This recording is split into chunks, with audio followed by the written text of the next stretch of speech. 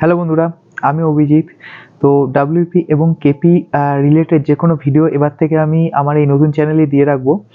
তো অলরেডি আমি যে ডাব্লিউপি ভ্যাকান্সি লেট বেরোতে চলেছে, মানে সামনের বছর বেরোতে চলেছে, তো সেই বিষয়ে একটা ভিডিও, এছাড়াও কেপি কবে বেরোতে চলেছে সেই বিষয়ে একটা ভিডিও অলরেডি চ্যানেলে কালকে দিয়ে দিয়েছি।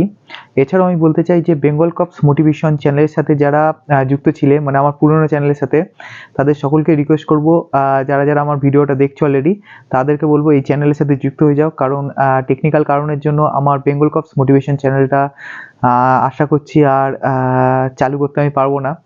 তো আবার নতুন করে এই চ্যানেলে শুরু করছি।